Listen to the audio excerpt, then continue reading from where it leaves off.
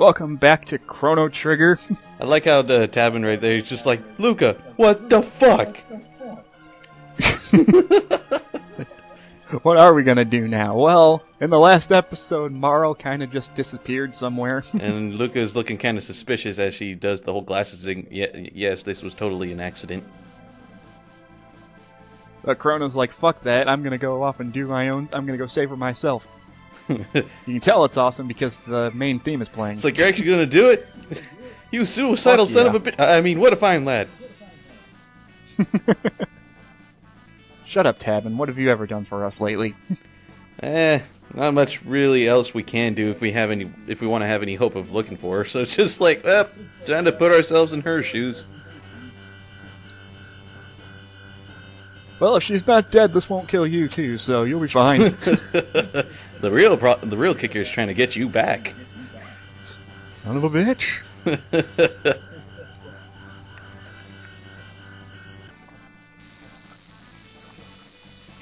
Alright, so now we can actually get the main plot going, sort of. Hell yeah.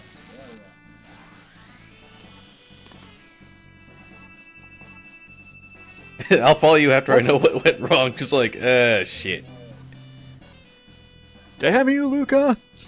It's like, there's like a 65% chance that I won't be able to follow you back there, but if I can, oh, hooray, we got lucky. Just be careful when this thing hits 88 miles per hour. Oh, wait. We're going nearly the speed of light, so roll when you land. Hooray, we can put those battle things to use. Yes, this is the first official battle that you get in. Where we get to fight 3 imps. Blue imps, I guess. Yeah. My bad. And a critical right off the bat. Yeah, Chrono tends to get criticals a lot. I don't know if there's like some algorithm for that. I'm pretty sure it has to do with speed, because I think Chrono is one of the faster characters in the game. Yeah. Yeah, that makes sense. Further emphasizes how useful he is. I mean, there's 2 characters that are really good physical attack. There's 3 characters that are really good physical attackers, but Chrono and one other tend to get more criticals than the third one. Yeah. Man, the PlayStation load times sure are noticeable. Yeah. Unfortunately, since I do own the PlayStation version, I didn't really feel like spending $10 to re-download it on the Wii U to play the Super Nintendo version. But the load times are way better. That's the only difference. And it's a really important difference. At least in me it is. I know the PlayStation version has like all the animated cutscenes and whatnot, but I understand, but to be fair, I've seen much worse load times than in this game. Yeah, I'm not saying they're like horrendous or anything. It's just noticeable if you've played any other version other than this one. Oh, I completely understand. The first time I played this version, I'm like, oh man. Yeah. Like, I thought this was going to be a 1-to-1 recreation of the Super Nintendo version. I know it's on a PlayStation disc now, but I thought that was just for the FMVs, of which there's only like 3 of them, so, yeah. Hey, we got Cyclo. Yeah, this is a good spot to grind, although you don't really need to grind in this game. As I mentioned in part 1, as long as you're fighting every single enemy you come across, you'll be a high enough level for whatever the next boss is. Which is one of this game's strong suits, in my opinion. Just like, for the most part, it's like you shouldn't have like too much of a problem getting through this game. I mean, if you do, then you really just weren't paying attention to how the battle system works. No. I did make a slight mistake. I forgot to heal myself after fighting Gato, but eh. Yeah, you fixed it.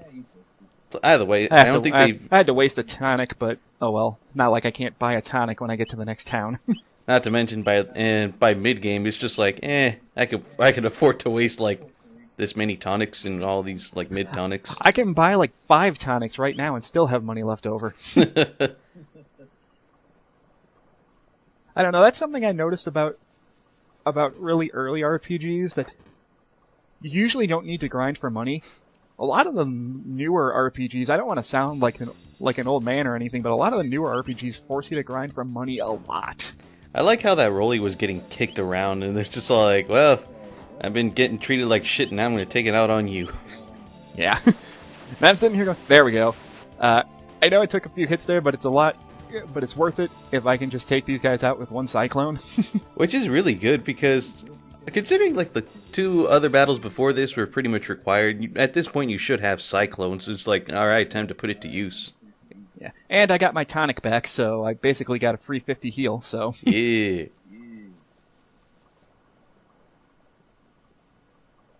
So, we go down the mountains and, hey, new music. Yep. And it looks familiar. Everything's all foggy. So, what's your experiences with this game? I know I should have brought that up in part 1, but... Well, I never really played it on the Super Nintendo growing up. I mean, I had a friend who had the game, and I played through like up to around this point on his Super Nintendo, but he never let me borrow it. So when I grew up later on, I managed to get my hands on an emulator, and this game, of course, on the emulator, and I just played the crap out of it for like a good month, and I freaking loved it. I can understand. It's one of those RPGs that I feel like, I know this is overdone, and I know it's said a lot, and I know that I'm kind of quoting Pro Jared when I say this, but this is one of those RPGs I feel like, despite the fact that it came out in 1994, it feels like it could have come out yesterday. Yeah. You know what I mean? Sort of. Like, even if it came out, like, in present time, like, it would still feel like as timeless as it did when it first released.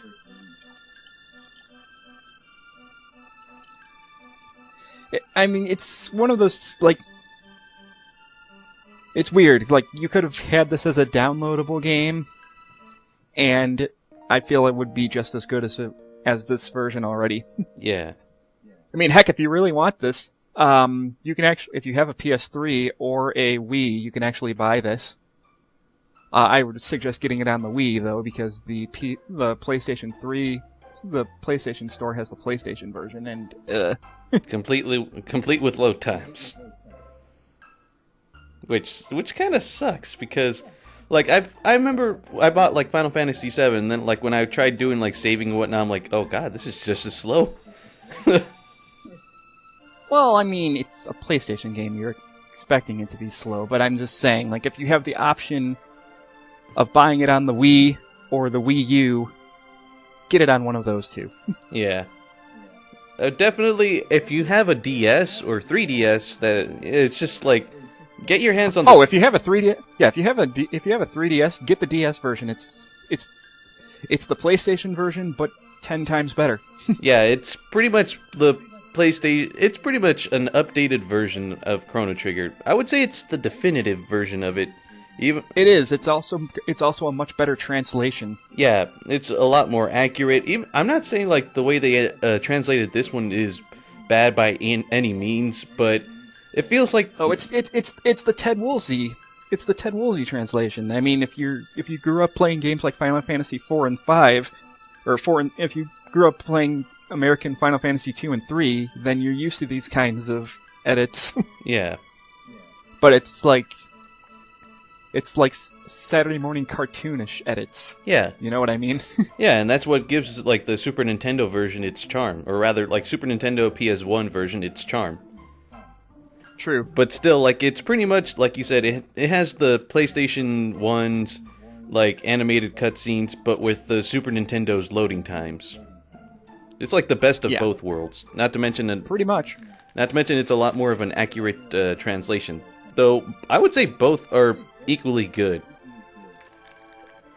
Anyway, the soldiers are talking about Magus. We will figure out more about that guy later. Yep. But now, though, we gotta go through Guardia Forest again. Again? Did we ever go through it again the first time? Oh, no, you're right. Because we never actually went to the castle yet. Yeah. Oh, hey, look at that. My bad. I'm thinking ahead. Oh, well. I'm trying not to spoil a 25-year-old game. I'm pretty sure most people know the plot to this game. Like, yeah, it's like... If you haven't... If not, go watch Pro Jared's video, because he does a very good in-depth analysis of why this game is amazing. Yep.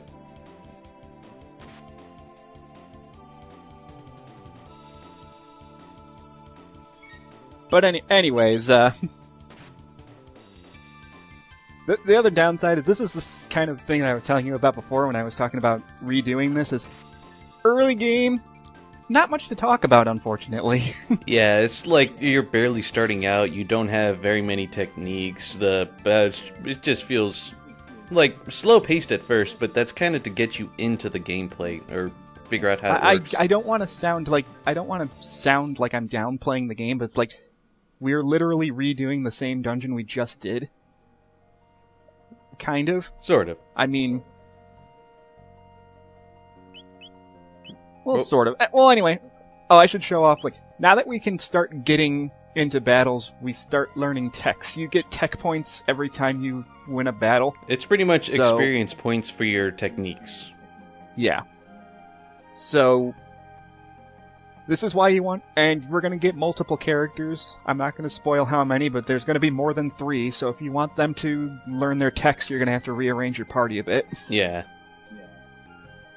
Or don't, or not. You don't have to. If you like if you have a preferred team of 3 that you want to use, then just keep those 3 and just bench the others.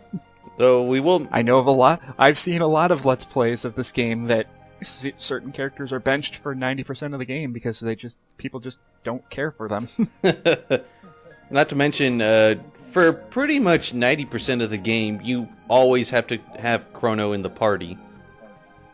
True. Anyway, I'm just editing out these battles because they're all the same fights over and over again. Yeah, the only real unique thing about that last one you cut out, though, is that the imps were riding on the rollies. But once you hit them once, I think they just separate. Yeah, but I've fought the rollies before, so it's not that you're not missing out on anything. Yeah. Well, it would be nice if you managed to kill them both while they were combined like that. Then you could manage to get like even more experience than if they were separated.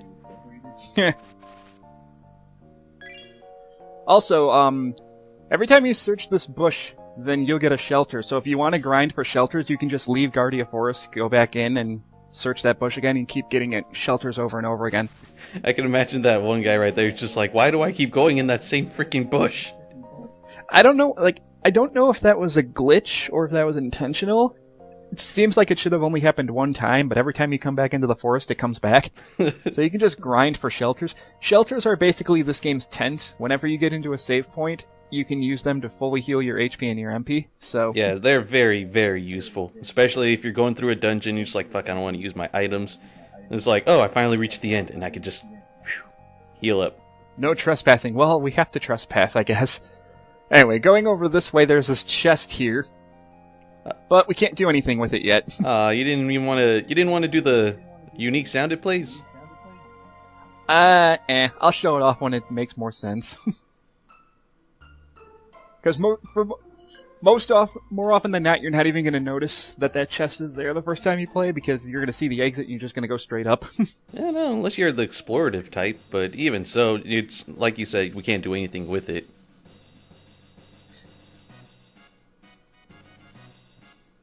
So, we belong to Magus, huh? Magus must be a badass. Show us your stamp collection, son.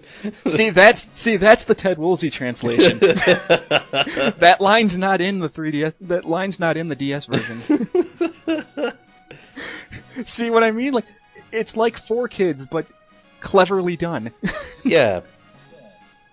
Kind of like how in Final Fantasy VI you have son of a... You have son of a submariner. Yeah. God, Kefka, you're amazing.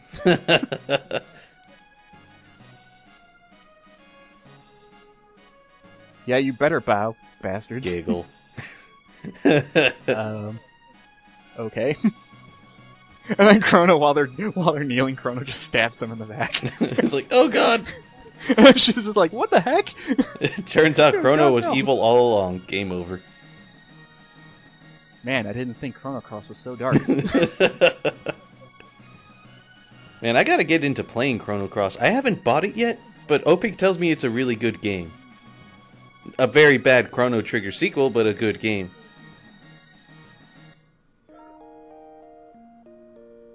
Yeah, I'm kind of in the same agreement. We can talk about Chrono Cross because I don't actually have it, so I have no way of actually doing an LP of it. I don't dislike Chrono Cross. It's more of just my preference. I really like Akira Toriyama's art style, and the fact that Cross feels like Final Fantasy VII in graphics tone just throws me off. Like, was the art designer Toriyama, or was it like some other character, some other one? No, the art designer was not Toriyama for Cross. Like, is it the usual like Final Fantasy designer, or was it just someone else entirely? It looks. I don't know. I don't know who it was, but it.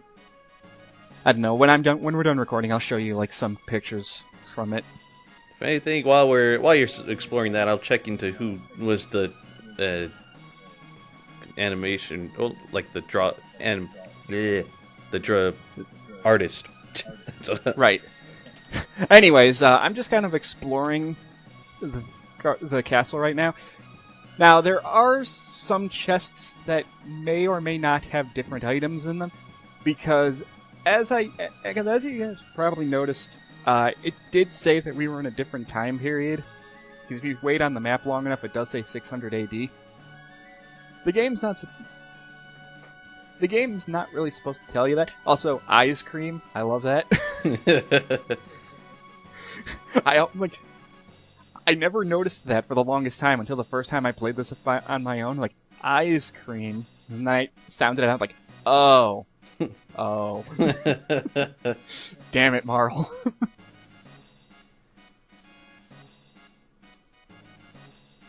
He's like, yeah, you better get us our food. Bastards. You can tell he's the Knight Captain because his armor is gold.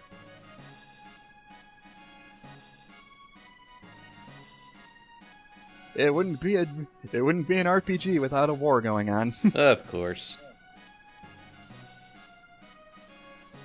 Also, for anyone that's actually played Secret of Mana, these soldier models look a lot like the soldiers that are in Secret of Mana. Of course, that is another Square Enix game, so it makes sense. Yeah. I say Square Enix back when they were just Square. Man, 20 years ago when Square Enix was just Square. How times have changed. I'm old.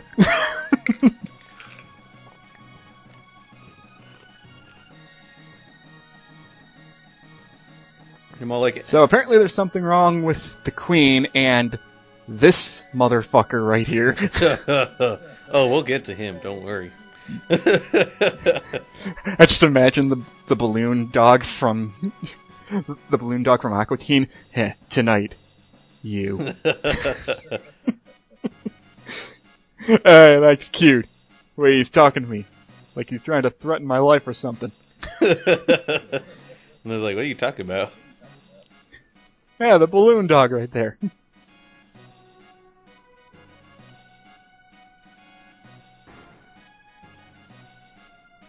You should have gone for that chest first, even though you could go for it afterwards. Actually, I was just about to get into that. You can actually... Although I don't think that happens yet. There are points where you can actually... if you keep the chests closed in the past...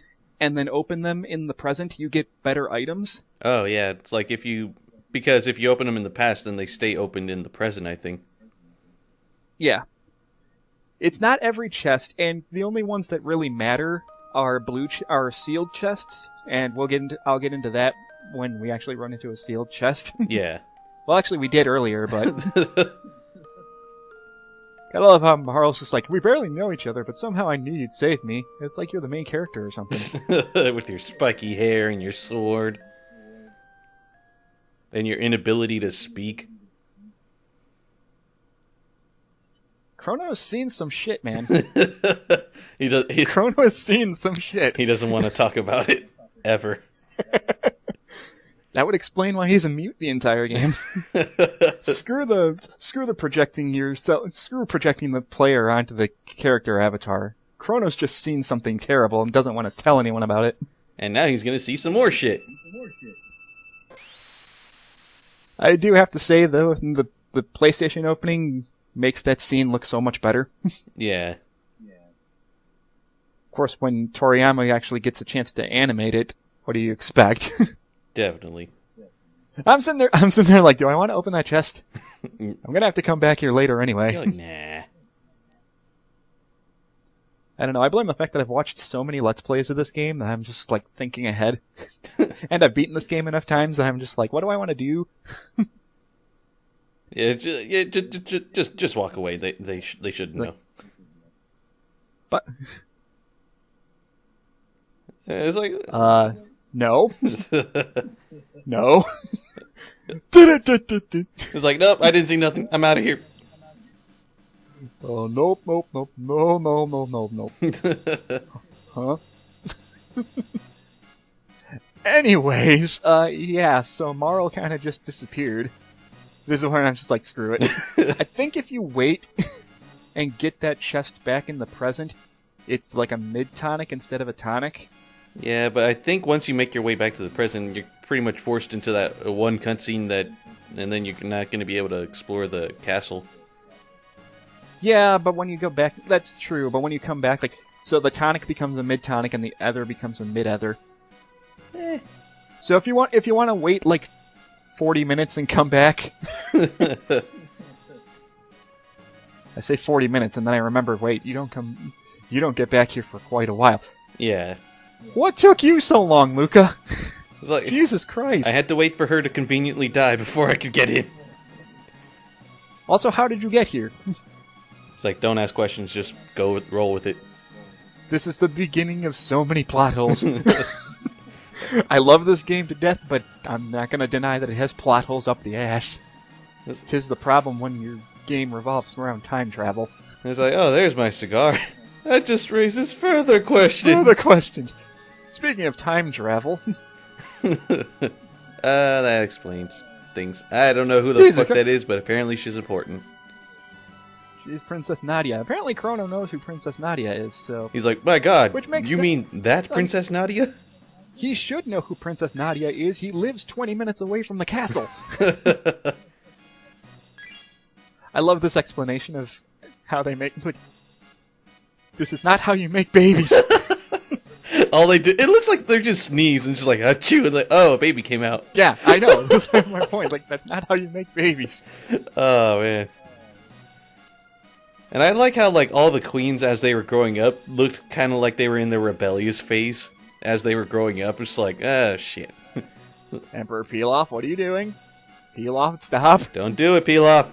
Don't do it. Son of a bitch. Oh. Great. God. Now we gotta wait. Now the androids are gonna be coming in and we ain't got anybody. Trunks, you done fucked up again. Oh, great. There's Black Goku.